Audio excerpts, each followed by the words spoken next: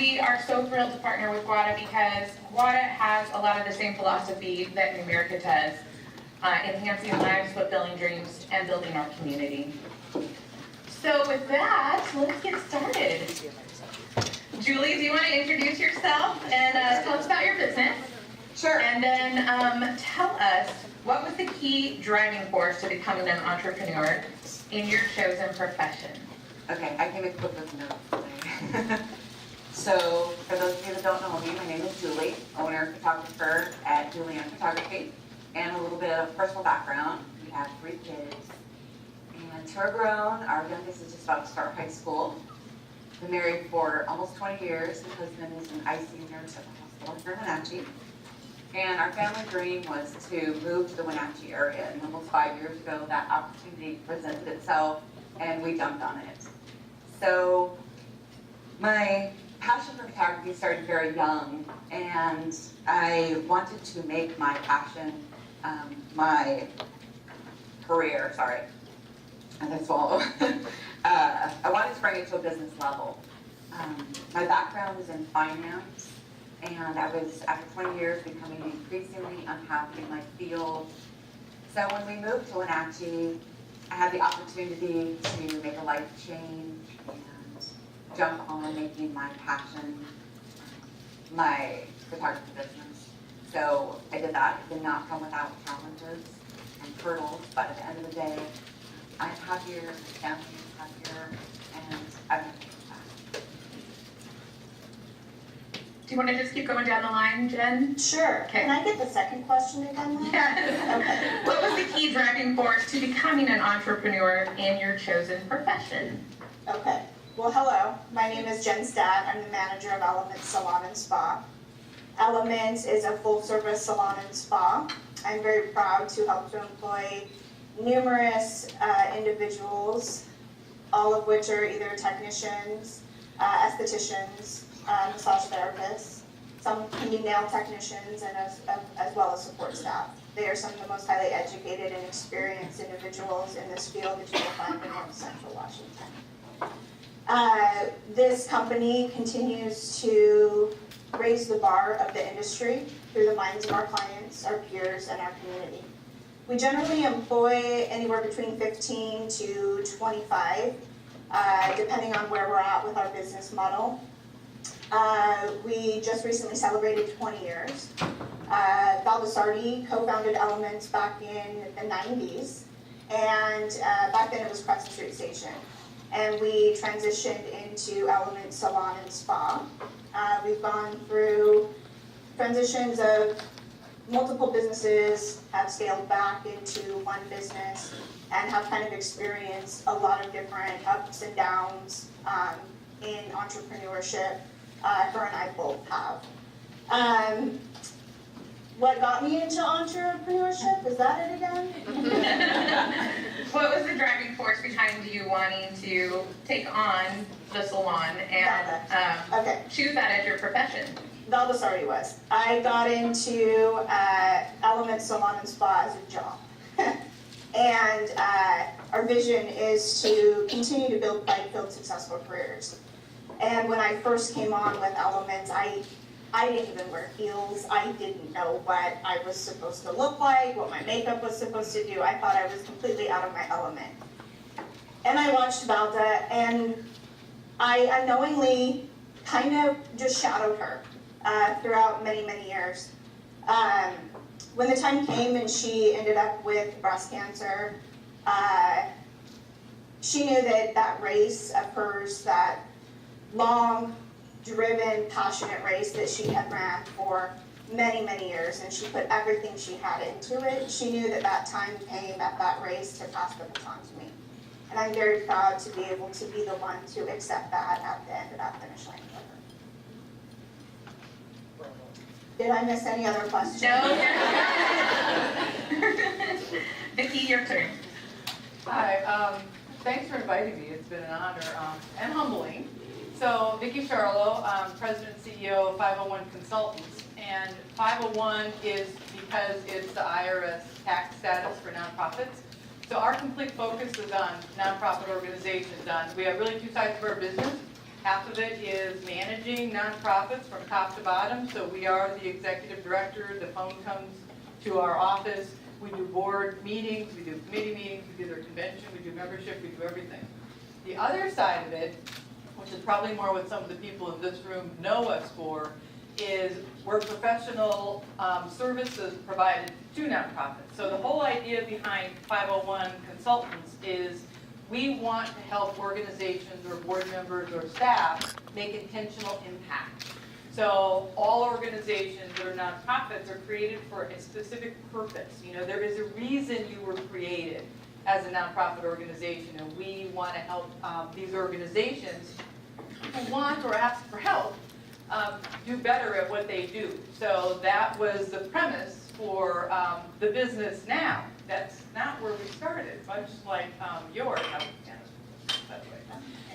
So it started back when, and I think in the promo pieces here, I had hit a glass ceiling, and those people that were above me, it was really clear that I neither could nor would go any further, and I was really, I was young and I was aggressive and I had nowhere to go.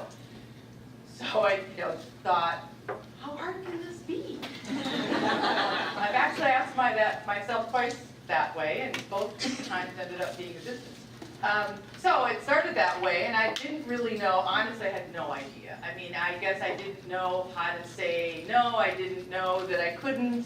And I was raised in a dairy farm in Wisconsin that, it's like if it needed to be done, you just did it. So I just did it. I learned a lot along, we'll talk about that later, but I learned a lot along the way that I guess maybe I needed to, the kids who, it's like, that pan is hot. You're going to touch it anyway. So I touched it a lot. We got it. Now we know.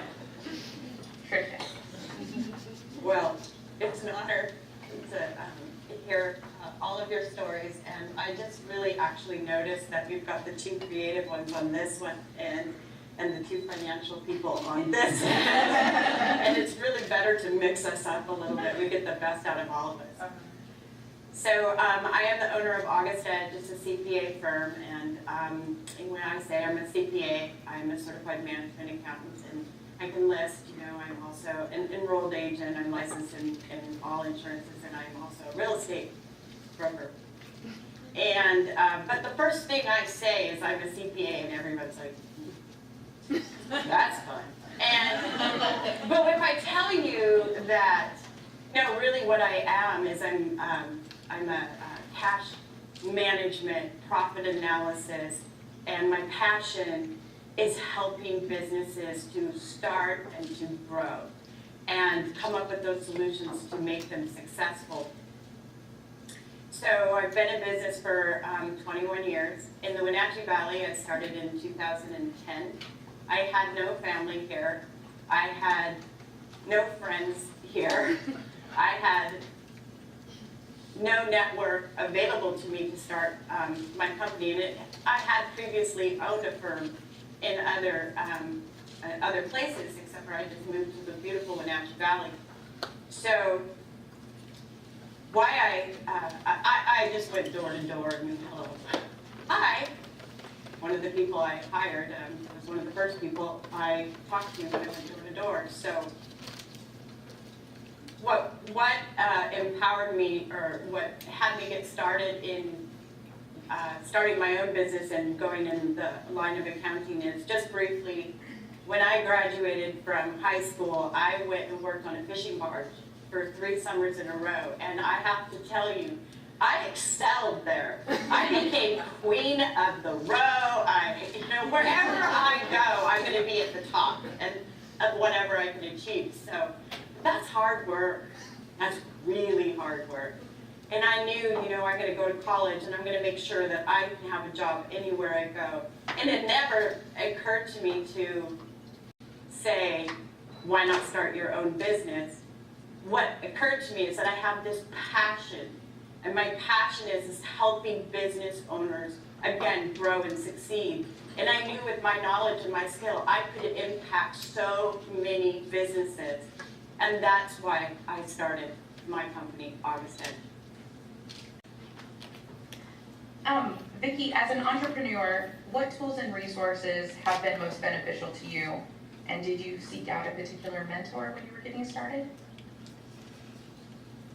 Well, the first one was the hot pan that I had to touch anyway. I think, well, early on, so I'm a lot older than these three are.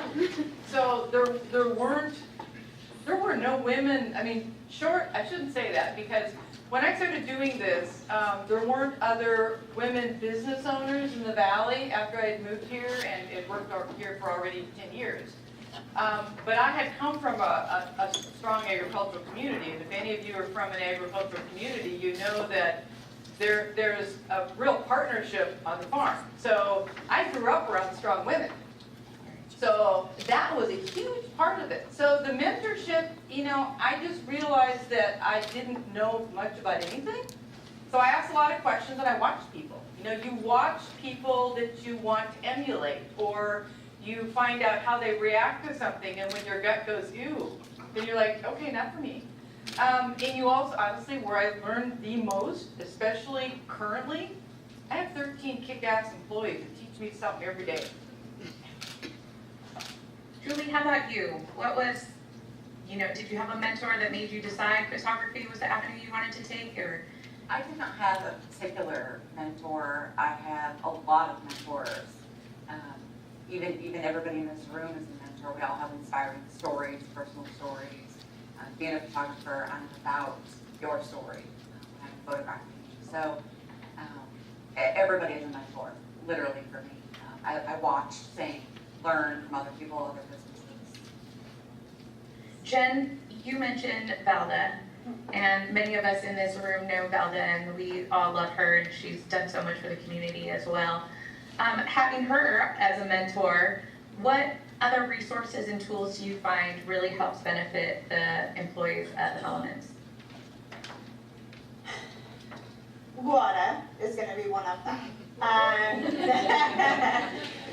Definitely the Downtown Association and the Chamber of Commerce, but we are in such a unique industry that a lot of our mentors are going to be found at more outside trainings.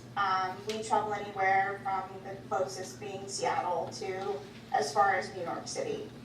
And it's such a high intense style of industry to be in, and unless you are a stylist or an esthetician or a massage therapist, I don't think that a lot of people understand day to day what these girls go through. And I, in fact, went about 6 or 7 years into my career with Elements and got licensed in cosmetology through an apprenticeship program that was piloted by Valda.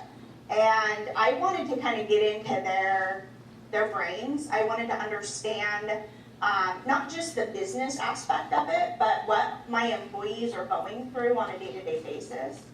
And they go through so much. People come to a place like Elements. It's our target, our client is anybody looking for a high-quality salon and spa experience. But we are going to have our 80-20 is what we refer to, where 80% of our revenue is going to be generated from 20% of our clientele. And that clientele, whether they are the 20% that we see weekly sometimes, we see monthly, or whether they're just somebody that is coming in to get a pedicure, they have a story. And hearing their stories is what really instills a lot of passion into what we do every day.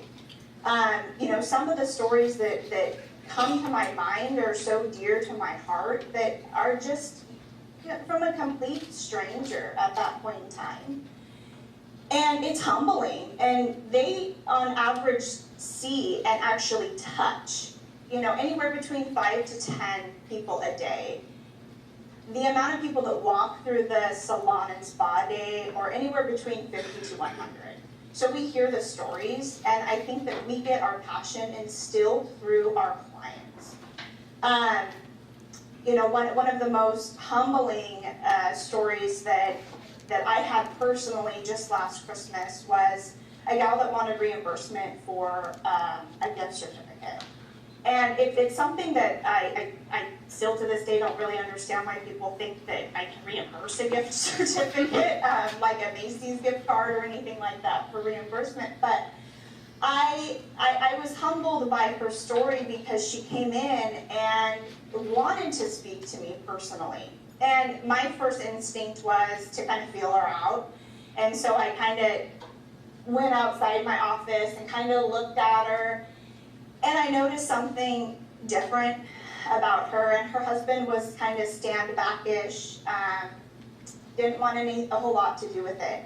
And I went up and, you know, hi, so-and-so, I hear you're wanting this refunded, and she said yes. And, you know, I got on to my, you know, how to, you know, solve these problems, 1, 2, 3, 4, 5, 6, going through all of these points that we want to hit. And I finally said to her, you know, is there anybody else that maybe you would want to re-gift it to that could utilize this? And she was like, I just really wanted it done before I passed away, and I only have about 2 more weeks. And those are the stories that I go home to every night, and it's hard. Some people are like, that's so horrible, but I kiss my babies, I love my mom, and I understand what these roles hear on a day-to-day basis, and almost have to help and console. And, you know, I'll never forget that lady. And I gave her a hug and I told her, God bless you. And, you know, God bless you too. And I never saw her again. And so that in a way instills some passion into us as far as what we do for people. Our kind of the award in our industry is called a NAHA award, and it's kind of like the Academy Awards in our industry, and we were really blessed to be able to work with a NAHA award winner. His name was Benny Pollard, for multiple years. He ran his salon very similar to us with a similar team-based approach over in the Kentucky area, and he was a multiple NAHA award winner.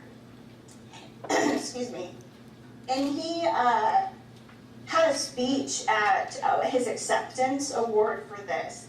And sometimes I have the girls just re-listen to it, and I know that they're all nodding their heads back there because they know exactly what I'm about to say. And it was a room full of stylists. Like, he was up here accepting this award, and everybody out here were all stylists or technicians or within our industry. And he just said, I'm accepting this award on behalf of you guys out here and what we all do on a day-to-day basis for our clients. And every single time he said something, he wanted the room of technicians to repeat, we are. And so he started all, and he said, who's there for the births? And the crowd said, we are. Who's there for the anniversaries? We are. Who's there for the funerals? We are. Who's there for the graduations? We are.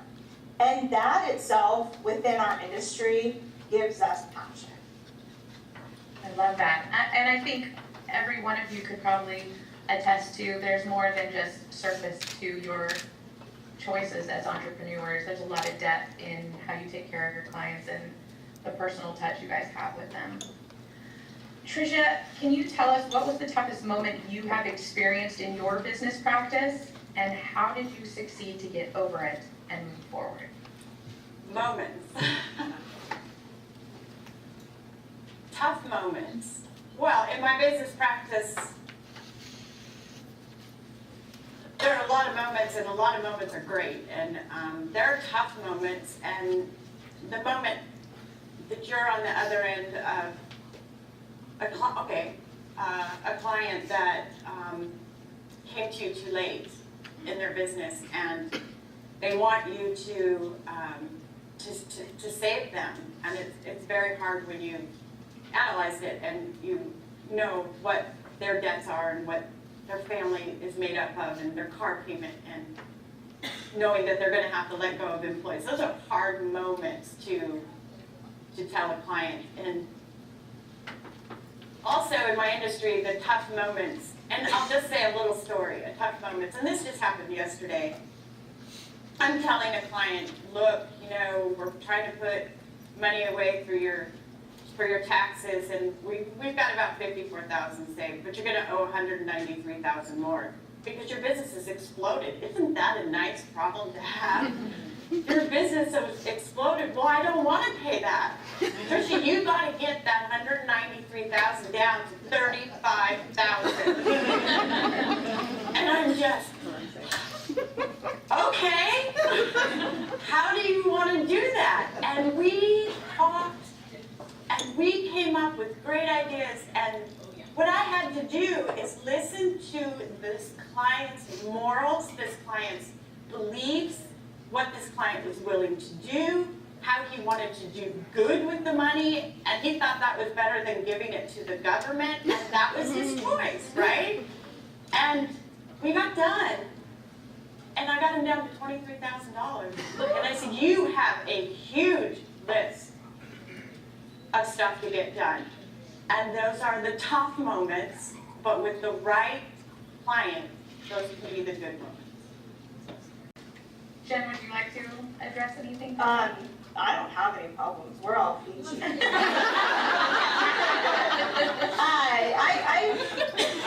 I guess I'll go a little bit more kind of something recent that we've had to overcome with a business model, but a little bit of Washington State's increase in minimum wage was a little bit of a hump that we're continuing to try to adjust with. As I stated, we have a team of very highly educated girls. I also stated that I was a graduate of the cosmetology apprenticeship program, so that's on-job training within the salon that is directed by a few of these individuals that I have in the back on with our team. And they go in and, they train directly how to do everything from nails to skin to hair, color applications, partial foils, how to formulate color, the science behind it. They prep somebody like myself or another apprentice to go take their boards. And it's a direct reflection on the salon, depending upon how the apprentice does. So with that, when we first hire at an entry-level position. There's so much training that has to go into grooming this person, just as a basic foundation of grooming. This is how you set up for a pedicure. This is how you shake someone's hand. We have to do all of that, and to continue to have to rise on that entry level of the minimum wage is gonna, something that we're having to look into, having to kind of readjust a little bit of our business model with that. And on top of it, Washington's sick leave policy, has been a little bit of, I'm gonna backtrack a little bit, we have already implemented a large level of paid time off and vacation for our staff. Anywhere between 1 to 4 weeks is what we hand out as compensation packages for them. And so to have to kind of go in and get mandated to now track with the accumulation of sick leave, that we have to decide, does that then go into the compensation package that they already have? If somebody has 4 weeks of already paid time off, are we going to include that sick time into that package, or are they going to be separate? If they're separate, how do we afford that? If they're combined, how do I present this to the employee that it doesn't feel as though they've been completely depleted for the 18 years that they've worked for this company to achieve 4 weeks paid time off? So I think that's been kind of a few moments that I've had lately that have just kind of made me unsure of the direction and the changes to make within an already outstanding business model that I don't feel as though should be touched. But at the moment, we're kind of being forced a little bit to start making these changes within the company. Vicky, 501 Consultants is all women. Was that by design, or do you have a certain way that you hunt for talent and make sure that your team's gonna all work well together? How do you Oh, decide? I'd love to take credit for all that. I can't. No, and I have had, my first male employee was my son. So, but I've had men in the office, truly, as employees. But I think that over time, what we do, not that men don't have passion, but I think for what we do with working with nonprofits and that very hand-holding work that we sometimes have to do, and the very relational work we have to do with nonprofits, because sometimes you're helping people who, they say they want help, but boy, it's a real uphill battle, and like, you're gonna fight for that help. So I think anybody who manages people knows that it just takes one, right? One person can stain a group of people very quickly. And so over time, and I think it's been organic, and I think that, maybe I've had a couple of good hires, and those good hires have really created an environment that we protect. I mean, if there could be a moat around our office, and visually, you could probably see it. Because I think we're really protective of that, and I think we go out of our way to create a team and an environment that is nurturing, that's building. We don't suffer fools lightly either. I mean, everybody's expected to pull their own weight, and they get called on it if they don't. So we're that kind of an environment. So because of that, rarely anymore do we have to go out and actually target people to hire. They actually kind of float our way, which is great. So, and it's not always an immediate hire. It's, well, just, next time you have an opening, think about me. And honestly, that happens. Luckily, I mean, I know I'm very thankful and very lucky, but that happens a fair amount. Wonderful. All right, let's start with Julie. In your experience, does our community support women-owned businesses well? And how would you like to see our community improve their support for entrepreneurs and specifically women-owned businesses? That's pretty easy. Yes, I feel that our community does support, just like this event today. I feel like WNAG is, the industry is changing and growing and supporting women more and more in business. And I think just that continued support is all we can do to continue that already momentum of supporting women in business, and just get involved. Just be involved in groups, and if you're not, then get involved. Work hard. Would any of you like to add to that? Ideas that you have for the community to support more?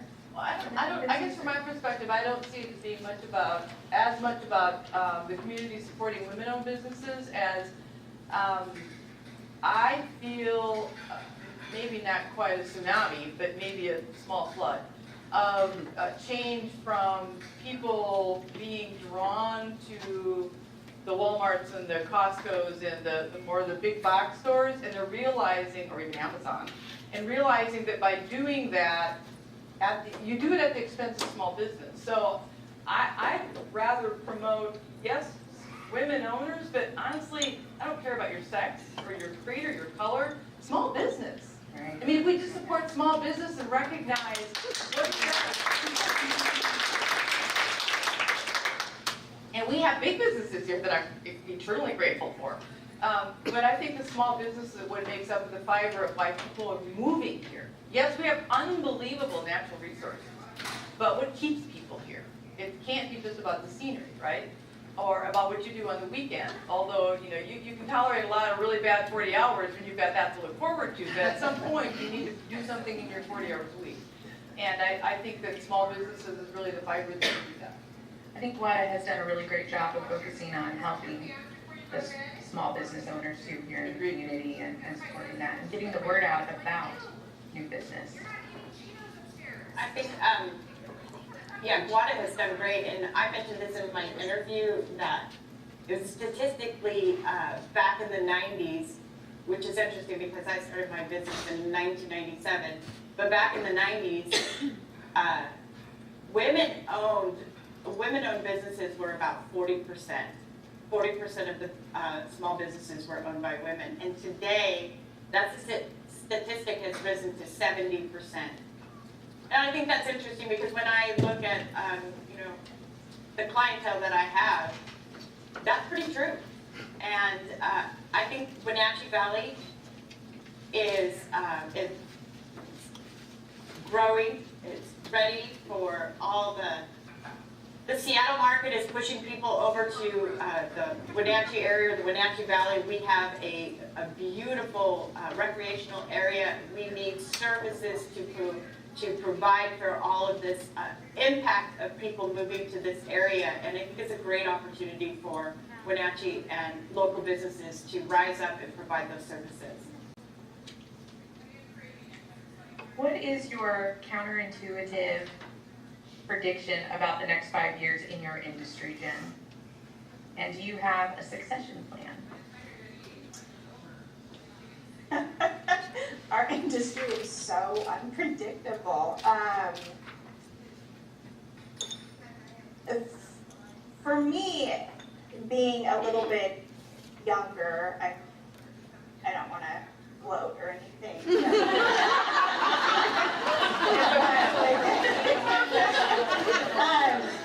I am a little bit younger, though, in kind of starting this path of entrepreneurship.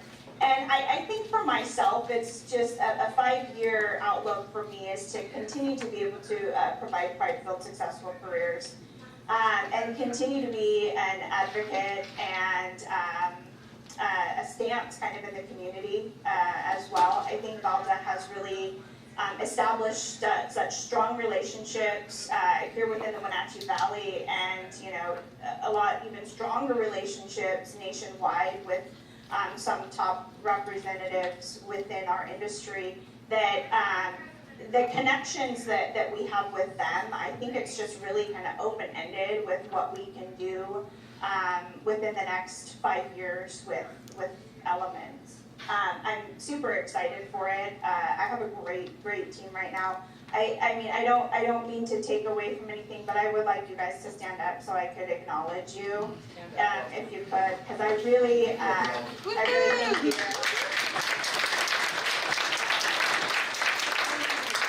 And Augustedge is back there as well. She came to support me, and I really appreciate that. But I have such a great staff right now that I'm looking forward so much for the next 5 years. We've always been told a lot, I have been told, I don't know if anybody else has heard this, but I've heard it a lot within your company to get people to start drinking the Kool-Aid. And, okay, have you heard that? Okay, so it's not just, I lived through that, by the way. Okay. And I think, It was a thing in yeah. the news, remember? I know, we're still sugared out from all that Kool-Aid. But I really think it's important with the next steps with that to acknowledge and not forget about now the people that make the Kool-Aid. And it's not just myself. It hasn't just been me or Balda. We have some core girls that add into the actual making of it now. And they drank it, they figured out the right ingredients, and now they're starting to make it themselves. And I just really think that it's important to not focus so much on getting people to start drinking your Kool-Aid as it is to really focus on those that are drinking it and show the importance that you have for them. Because your core staff, your employees, they are the reason why we're sitting here. And so to show appreciation for them on a day-to-day basis is something that I want to strive to do daily for the next several years. I worked with a gal that kind of helps me get mentored and kind of get groomed along this path that I've been on. And her biggest advice for me was to touch and talk to each one of your employees on a day-to-day basis. And it doesn't have to be about work. It just has to be just checking in with them. How their weekend went, how their kids are doing. And ever since I've kind of started doing that, I take pride in the retention of clients, but my biggest pride is retention of staff. And with the core that I have, with the girls that I have right now, I'm really, really excited for the next 5 years. That's awesome. How about you, Vicky? 5 years? What's your 5-year plan, and what do you think is going to happen with the nonprofit industry? Well, with the nonprofit industry, there's a never-ending source of need. What impacts us hugely in the nonprofit world, though, is the economy. The economy goes down, and so does our business. So you have to build in a system to weather that. But I think beyond that, management of nonprofits, board members of nonprofits are recognizing that they need to take those organizations seriously, and they need to really look at the sustainability of their organization and these groups they're just a volunteer with a little bit more seriously. So we did some workshops with Burdick County over the past 2 weeks, and I think it was Sarah said something about a seminar she was in where she said, if you're going to be a key member of a nonprofit as an officer or as a board member, then you need to make a serious commitment. So first it's your family, second is your job, thirdly, it better be that nonprofit. So if you're going to do it well, really well, ask for help if you need help, even if it's not us, or get off. Because sometimes you might be the reason the nonprofit's got the problem and you don't even know it. Next 5 years, well, succession planning, yes. I think that even though I own the company along with my husband, it is the management team is making the decisions, and so that management structure in 5 years, it will be different in 5 years. It has to be different because the people driving it can't be just me. It's not now, so it can't be. What that looks like, I've got 5 years to figure that out. So, we're working on it, But I think it's great. I mean, there's people that are smarter than me, they're better than me, they're, more motivated than me, they've got greater talent, greater skill sets, so it's gonna be good. I love hearing that because, I mean, really, as an entrepreneur, anyone in a working industry, you've got to roll with the changes and you got to be prepared to kind of ebb and flow. Yeah, if you don't have a stomach for change, Don't be an entrepreneur. okay. Don't. If you don't like change, the world will not be good to you. Tricia, how about you? 5-year plan, what do you think is going to happen with the industry? Well, we were told that you could do your taxes on one piece of paper, right? So I'm dead in the water. Okay. Yeah. So that's not true.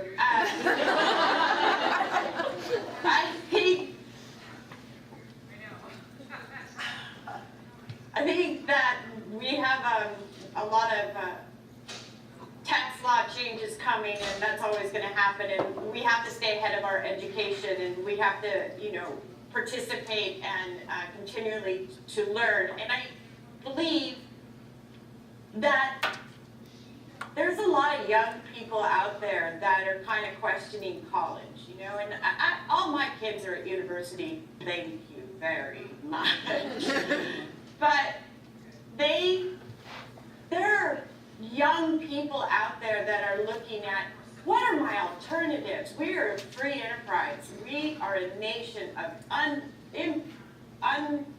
unimaginable possibilities, and we have resources out there that they weren't there 20 years ago. They weren't there 30 years ago. You can invent yourself. And there's lots of opportunities to do that and to start your own business before you actually go down into a specific career. So, interestingly, and this is a little off topic, but it kind of makes a point.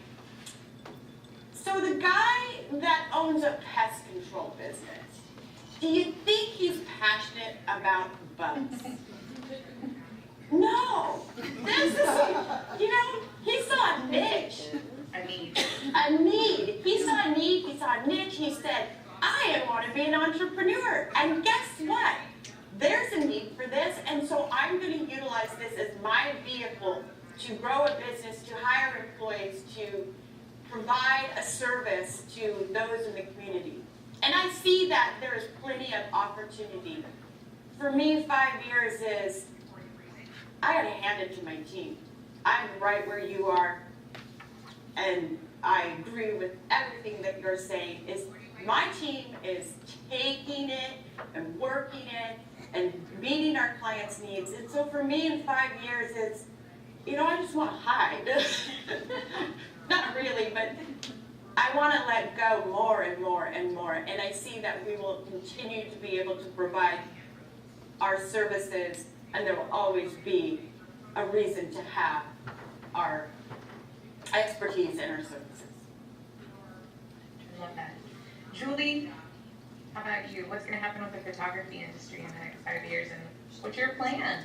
I think that as the digital world continues to change, that people think that cell phones may replace photographers. I don't believe that to be true. They're great for selfies, they're fun. I use a cell phone for photos.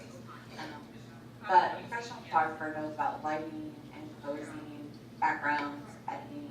And there's an experience you're going to have with a photographer that you're not going to get with your selfie. So I do continuing education.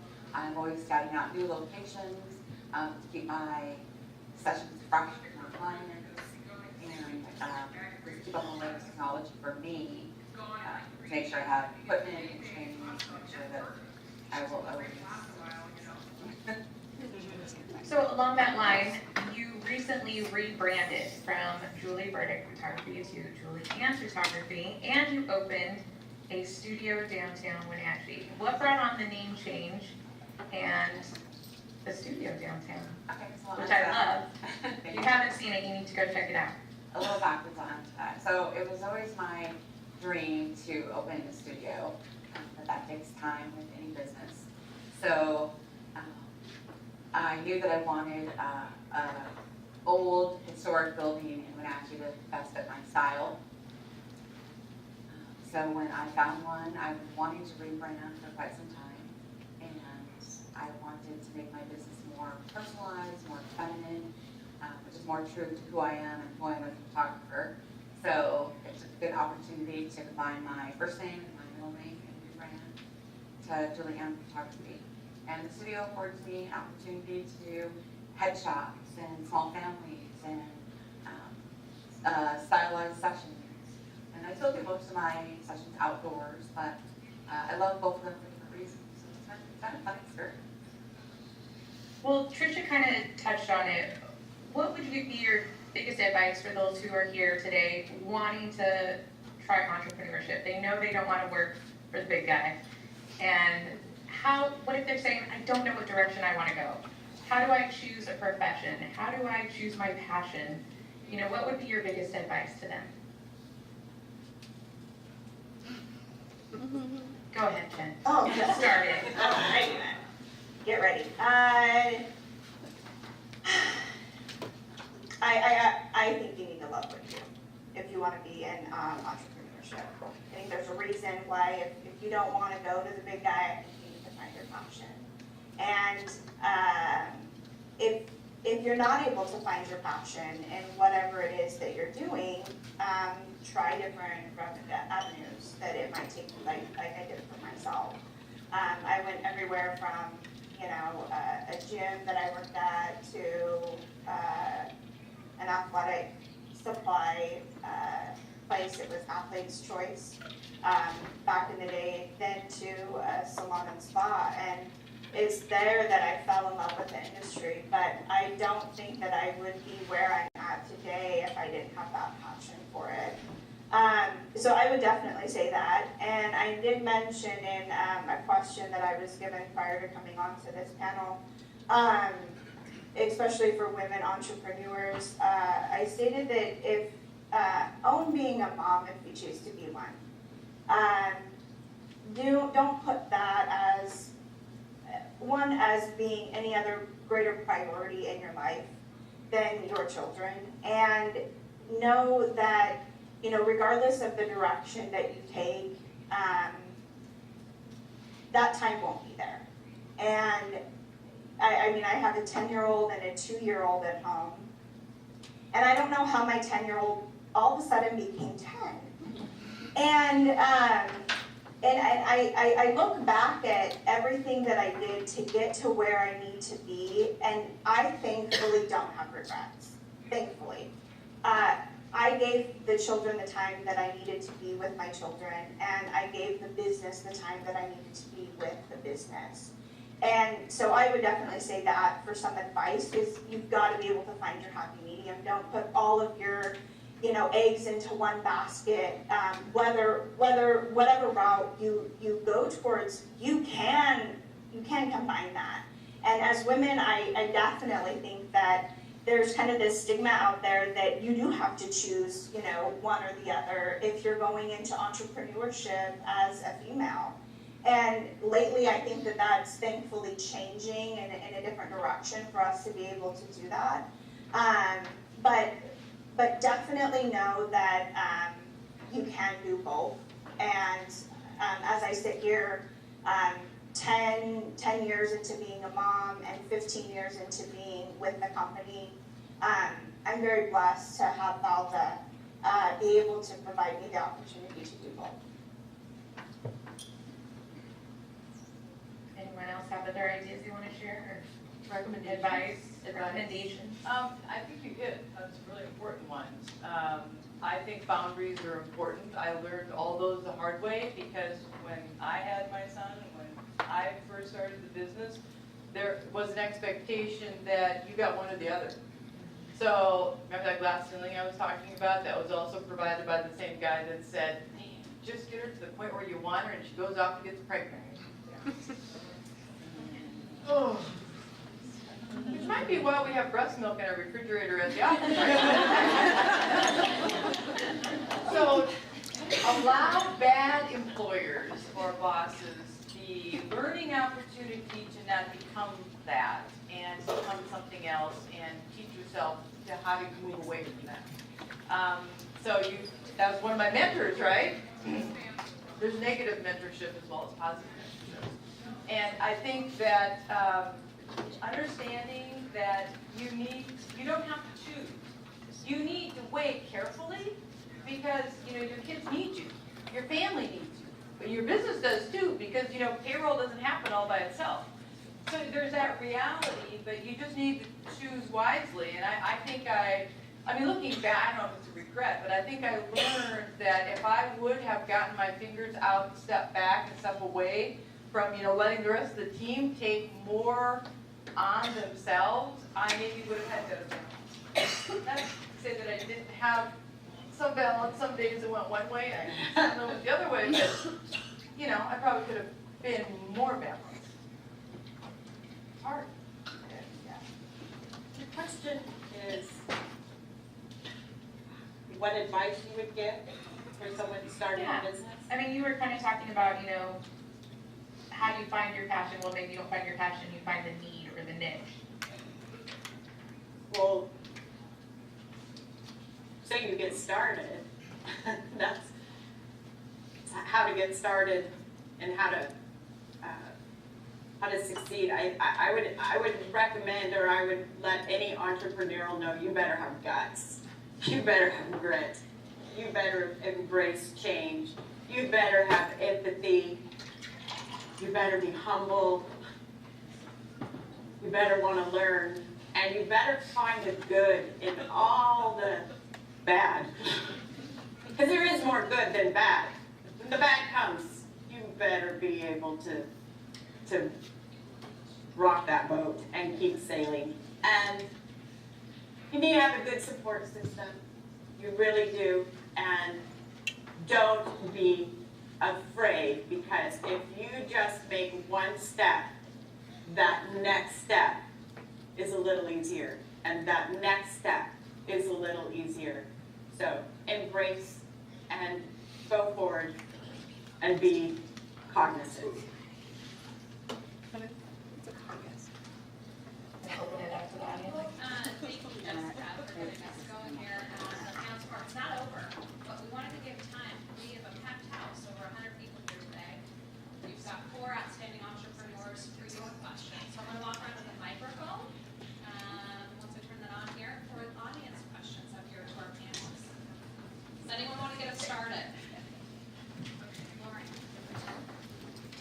really loud enough, they don't need a microphone. My question would be, was there ever a time when you were told or heard when you were going on something that used woman as the reason why you shouldn't or couldn't do something? I mean, I heard what you said about the mom thing, but I know that in my career, I've been in the tech industry, which is a very male-heavy industry, and so I hear a lot of times, well, that's a woman's perspective kind of thing. So if there have never been times where you've heard that woman being thrown in your face as the reason why you shouldn't or couldn't do something? Oh, yeah. All the time. Honestly, I still get. So, I mean, and maybe what sent me to college is I had a high school counselor as a junior that I went in to do the aptitude test and all the, you know, to get guidance on what you want to do, where you want to go. And he's like, well, what are you doing? I'm like, well, I'm looking at, you know, the Wisconsin, University of La Crosse, or, you know, University of Wisconsin-Madison. And he's like, well, you're not going to school. I'm not. I mean, and I was 16, 17. He's like, you'd miss all your girlfriends. So you'd never make it that far away. Perhaps the most motivational speech I've ever had in my life. And I'm like, what? So I got my bachelor's and my master's, thank you very much. So, but honestly, that's probably what I needed to get kicked in the butt to say, why can't I do this? So, not only did I think I could, but then I had somebody tell me I couldn't. And that was To answer your question, like Julie, I didn't know anyone when I moved here. And, you know, that's okay. And I started getting clients, and I started building the business, and then I got someone that would help me in client relations or public relations. And they sat down and they told me, you're never, ever going to be part of the good old boys club. And I was, who's that? I don't want that. That's not me. And like you, a little bit about me, don't tell me no. Don't tell me I can't do it. I said, that just makes me want to do it. I can't undo my personality. But then someone showed me their lawn and said, please mow this. And if you're not going to say no, Tricia, then you will do that. No. So I think that you are told that at times. You are given, you're never going to succeed in this, or well, for example, my business name, Augustedge, I was told everybody hated it. To the panel, I put it out. So I said, okay, I like it. Let's go. You know, you've got to just do it and ignore the naysayers, because there's always going to be there, but listen to your gut. I encourage the naysayers.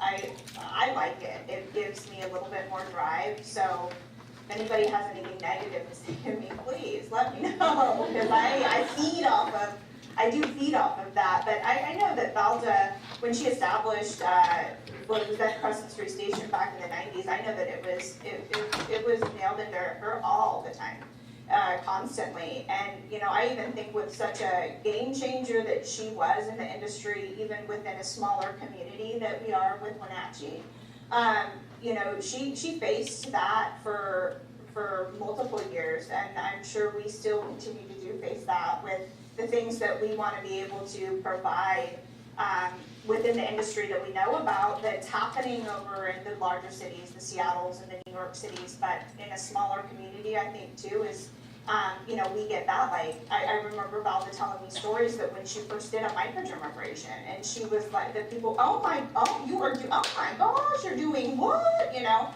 And it was like, almost like, you shouldn't do that. Like, don't touch that. And now it's microdermabrasion is like 5 years ago now. You know, we've already, you know, embraced it, had it, loved it, and now there's, you know, bigger and better things that, you know, that Valda looks into and that I look into to bring on board with the company. And so I definitely say that regardless of where you're at, regardless of being a female or being a male, that you're gonna have somebody tell you that you can't do it, or you shouldn't do it, or you wouldn't do it, or you couldn't do it. And I love that. As you know, as being an entrepreneur, I think you have to be able to embrace it and love it, and that will keep you motivated too. Great responses. Other questions in the audience? Becca has a microphone, I do as well. So either for yourself or your clients, what have you experienced or your clients experienced are the biggest organizational challenges? Meaning, like, is it finding employees? Is it finding new clients? Is it managing your books? Is it, like, what has been your organizational challenge, or one that you've seen impede your clients' growth? Well, for us, so our clients are all nonprofits, so either as an organization or as a board or as an executive director, what they need and what they think they need, I think are really two different things, because individuals come together as a board of directors in a nonprofit, and individually they're very successful and they're very good at what they do, but they get into a room together and trying to figure out how to collaborate and cooperate and make a joint decision and come to consensus and then move forward is a really icky process for people that aren't used to working together. So they may say, well, it's our executive director, or it's we just don't have enough money to do anything, when really it comes down to looking at themselves in the mirror and addressing governance. How are we managing the organization and the resources that we're responsible for? And that's sometimes difficult. I would say, to answer everything that you kind of just stated when it comes to finding employees or your books, I think the biggest thing that we've had to overcome is the economy, period. You know, I was involved with the company pretty heavily when the economy collapsed, 2008, 2009. I don't really remember exactly the year, but I was there, and it gave us all of those obstacles to overcome when it comes to, you know, losing clients, losing employees, you know, figuring out our books. It was definitely a hard time, and you have to, again, find the will to figure out how to overcome those obstacles, and that's definitely something that I would never say to bring it again, ever, that of an economy collapse. But that was definitely something that I did learn a lot from, and taught me really that we can overcome all of those things that you just stated. And it just kind of boils down to how hard you want it, how bad you want it. I think the biggest, because it, like you, I mean, we're looking at all kinds of companies, and yours are nonprofits and mine are for-profit. And that's mostly what entrepreneurs or business owners, their biggest complaint is, I'm profitable, but I have no money. That is a concept that you learn very quickly when you go into business. Why does my net income show I have 100,000 and I only have 5,000 in the bank? So there's this learning curve that you have to go through.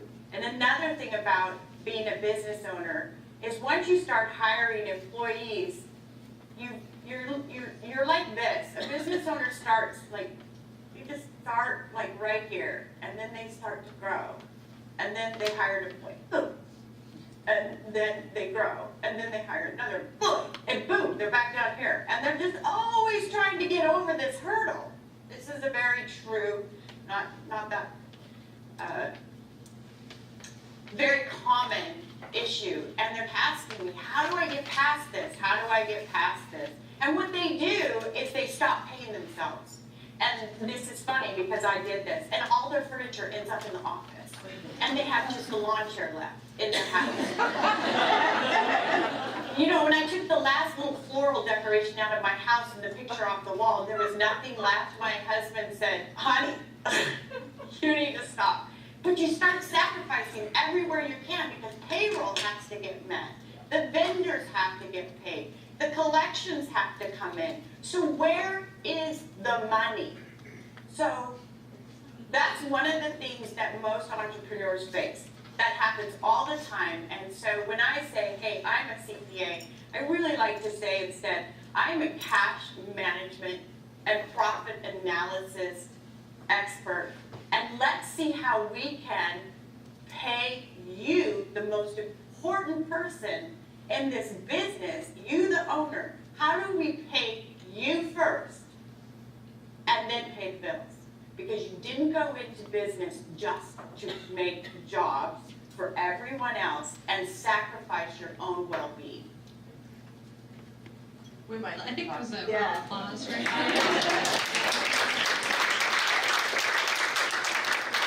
And we have 2 rules at GWATA events, if you've not been. We always end on time, and we always have fun, because we know that there's a lot of ways you could be spending your time. So when you come to a GWATA event, we want you to learn something, make a great connection, and have a great time. Let's thank our panelists and our moderator for their time up here.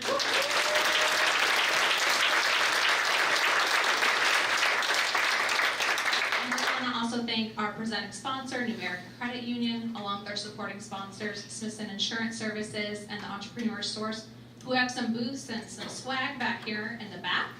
The room, while the event is concluding, the room is still ours for another hour, so mix and mingle. You don't have to get back to the office. Talk to one of our entrepreneurs or our sponsors, and we look forward to seeing you at the GWATA Social. Becca would remind me that we have our incredible last bags up there. So remember, any donation above $50, you get to take home a last bag today and help support our scholarship fund. So thanks for being here, and enjoy the rest of your afternoon.